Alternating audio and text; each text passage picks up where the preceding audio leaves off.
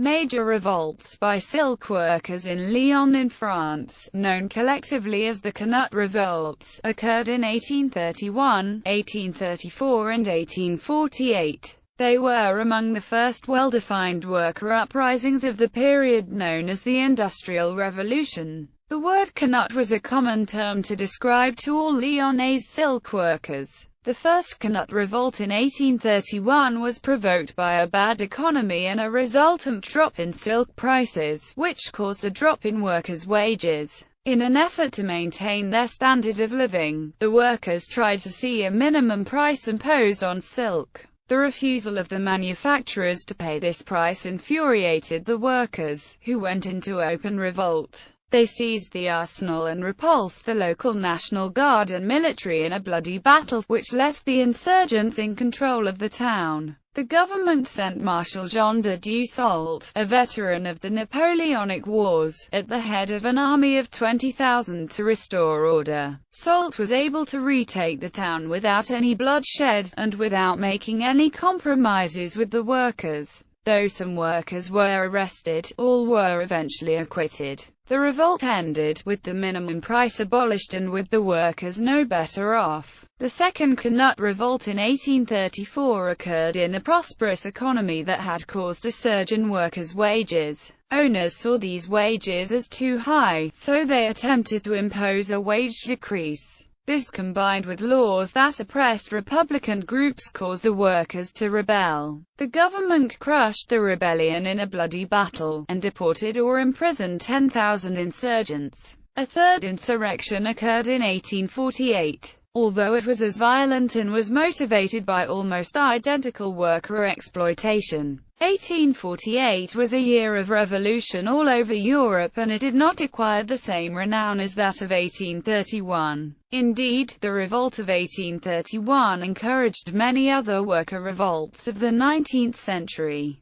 Silk industry in Lyon at the beginning of the 19th century. At the beginning of the 19th century, the textile industry was the main industrial activity of Lyon and the surrounding region. The livelihood of half of the population of Lyon was dependent on the silk weaving industry. In 1831, the production of silk goods in Lyon was still organized in a manner similar to that of the pre-industrial era. At the top of the socio-economic pyramid was the Grande Fabrique, a group of about 1,400 bankers and traders named fabricants or soyeurs, who controlled and financed the manufacture and commercialization of the goods. The manufacturers contracted about 8,000 chief weaving craftsmen, the Canuts, who were paid either for a specific order or per piece. The Canuts owned their own looms, generally between 2 and 6, depending on the size of the workshop. The Canuts employed about 30,000 apprentices, who were paid by the day, but generally lived with the Canut, who lodged and fed them, and with whom they shared a similar standard of living. Women were also employed at a lesser salary, as were apprentices and errand boys. These workers filled a wide variety of professions.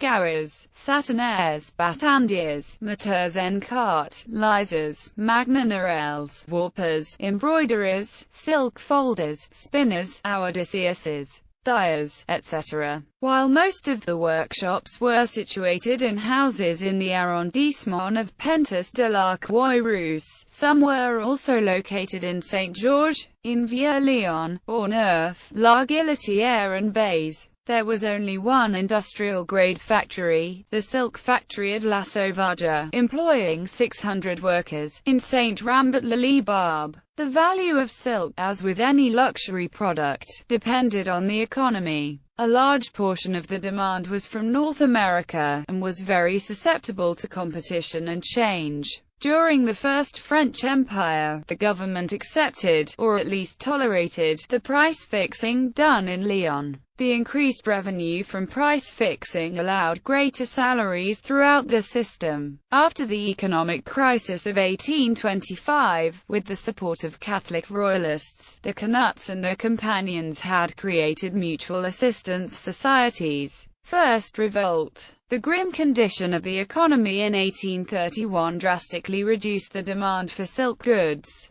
Salaries were continually being reduced, much less than their maximum during the economically prosperous years of the First French Empire. On October 18, 1831, the Canuts asked the prefect of the Department of the Rhône, Louis Bouvier du Mollet, to help them negotiate with the manufacturers. The Canuts wanted a fixed price to be established, which would stop the further decrease of the price of silk goods. The prefect organized a group of owners and workers, which was able to establish a fixed rate on October 26. A labor court, the Conseil de Prud'homme, was given the role of ensuring the rate was applied. The intervention of the prefect was, however, poorly received by some manufacturers who considered his actions to be demagogic, and the concessions afforded by their representatives to be a sign of weakness. 104 of them refused to apply the rate, claiming it was against the principles of the French Revolution. Laws such as the Le Chapelier Law and the Alade Decree of 1791 established the principle of economic non-intervention by the state, in addition to explicitly banning guilds, and denying the right to strike.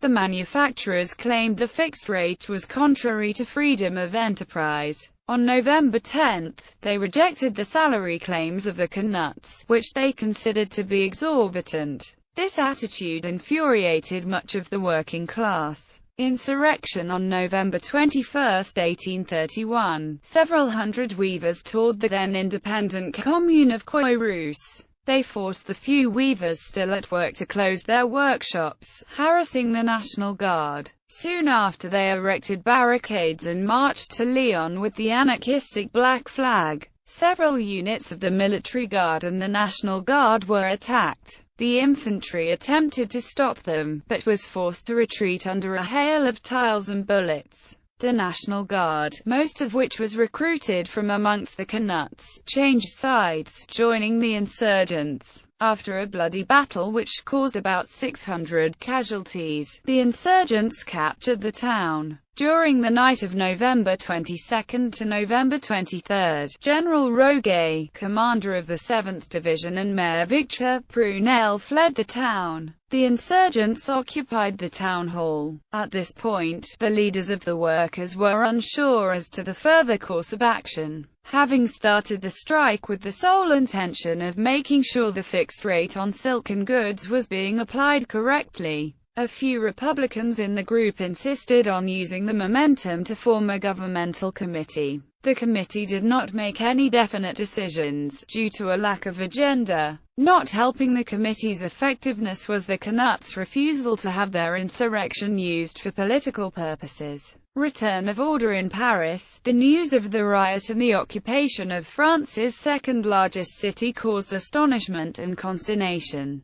Debate raged in the Chamber of Deputies, and the opposition, led by François Mogan, seized the opportunity to decry the incompetence of the ministers. The president of the Council of Ministers, Casimir Perier, whose government's first goal was to re-establish order after the July Revolution, thought otherwise. He blamed the troubles in Lyon on Saint-Simonionist propaganda and political maneuvers by supporters of Charles X.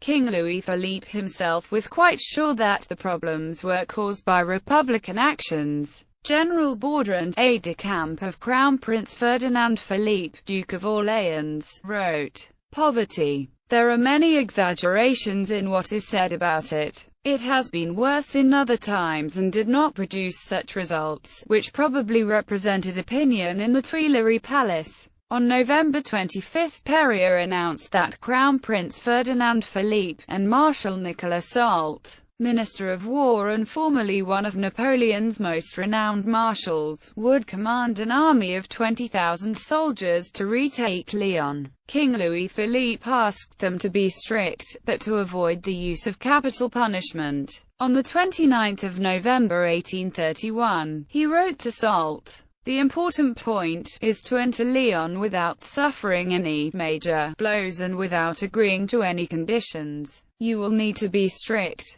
Why, you know that when I say strict, I do not refer to execution. And it is not to you that I need say this." Louis-Philippe was very critical of the prefect, writing, It is very clear, in my opinion, that he had a previously formed agreement with the leaders, and that he was not acting loyally to his government before the events. He nonetheless was cautious on the topic of the fixed rate, writing to his son, "The fixed rate is a delicate point on which I believe we must tread lightly and carefully weigh what we do. I cannot give further advice because I lack sufficient information. You must say as little on the subject as possible." On November 28, the Duke of Orleans and Marshal Soult stopped at Trevoux, where they waited for order to return in Lyon. They entered the city on December 3 without any blood being shed and with no negotiation or agreements being made. The fixed rate was abolished, the prefect dismissed, the National Guard disbanded, and a large garrison positioned in the town. The government decided to build a fort to separate the commune of Croix-Rousse from the town of Lyon. 90 workers were arrested, 11 of whom were prosecuted and acquitted in June 1832. Soult informed the king of the success of his mission, attributing all the praise to recognition of the king and the prince, and, where it was lacking,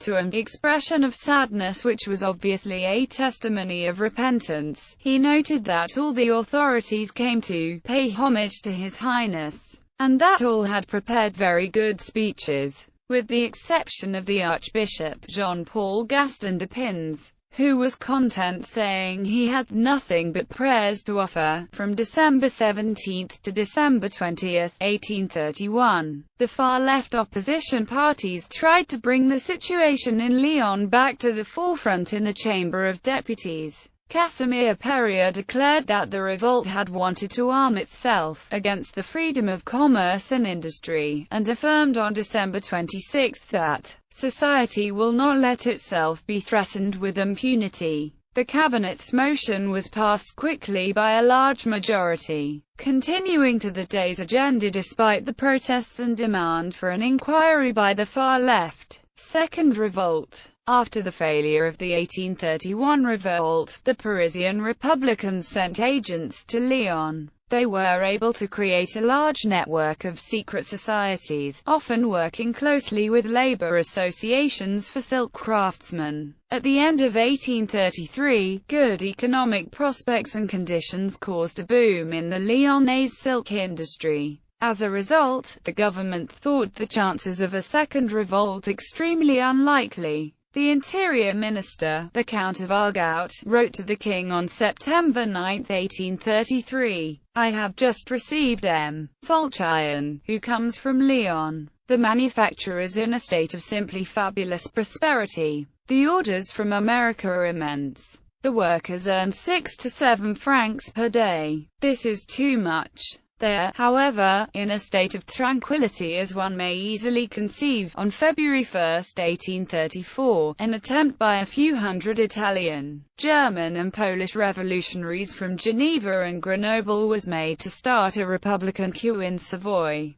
Argout told the king, "They are Savoyards who have recently come to Grenoble, and a few French republicans." M. de Gasparin writes to me that 1,200 inhabitants of Lyon had made plans to support the movement in Savoy should it have succeeded. The Republicans intended to create a revolutionary climate, taking advantage of a salary conflict caused by high worker wages. In February 1834, owners began to agree that workers' salaries had increased too much, and they began an attempt to impose a reduction. The results of this were conflict and strikes, the leaders of which were arrested and tried. Their trial began on April 5 while the Chamber of Peers were discussing a law which would intensify the repression of Republican groups. The Republicans managed to amalgamate several political parties to fall within the scope of this law, as did the mutual workers' associations to which Lyon's Canuts belonged.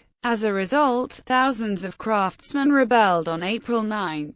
The leaders proclaimed daily agendas, which they dated not April 9, 1834, but instead, Germinal 22, year XLII of the Republic using the French Republican calendar. The army occupied the town and bridges. Soon after, gunfire began, with troops firing on an unarmed crowd. Barricades were erected quickly throughout the town to hinder the army's progress. The disorganized workers stormed the Bonpastor barracks, the same as during the first revolt, and again plundered the arsenal. The workers barricaded the different districts of the city, including Croix-Rousse, effectively creating fortified camps. What would be known later as the Sanglantissement had begun. Adolphe Thiers, the interior minister, would use a tactic that he would later reuse in 1871 to defeat the Paris Commune. Retreat from the town, abandon it to the insurgents, surround it, then take it back. On April 10, more shots were exchanged between the insurgents and the troops. The workers occupied the telegraph office, the Guilletier Quarter, and then the nearby city of Villeurbanne, where military barracks were captured. Black flags were flown over the arrondissements Fourvière, Saint-Nazaire and Antiquois. Fighting continued on April 11. Croix-Rousse was bombarded by the recently reinforced military, while revolts started in the more distant cities of Saint-Étienne and Vienne. On April 12, the troops attacked and retook the Guilletier Quarter, after having destroyed numerous houses by artillery. On April 14, the army reconquered the town piece by piece, attacking Croix-Rousse for the third time. April 15 was the end of the Sanglantissement in Lyon, the second Canut rebellion having been suppressed. Conservative estimates of the number of casualties were between 100 and 200, while more liberal estimates were more than 600. The July monarchy suspected the intrigues of other groups, such as Legitimists or Bonapartists, at work, which accounted for the harsh repression of the revolt. Third Revolt. A third insurrection occurred in 1848. Although it was as violent and was motivated by almost identical worker conditions. 1848 was a year of revolution all over Europe, and it did not acquire the same renown as that of 1831. Indeed, the revolt of 1831 encouraged many other worker revolts of the 19th century. Consequences. In 1836 the Rive-de-Gier poet Guillaume Roquille wrote Breuer so disciplo, an account of the revolt in the Franco-Provençal language. Although it was apparently accurate, he was prosecuted for his publication. The Canut revolts caused the emergence of a sense of shared interests in workers' communities. It began an era of social claims that would be accentuated by the living conditions of the workers during this time of emerging capitalism, as attested by the famous memoirs of Dr. Louis René Villermé at the Académie des Sciences Morales et Politiques. They later influenced the rebellion that resulted in the brief Paris Commune, which in turn influenced much of the socialist, communist and anarchistic philosophies of the present.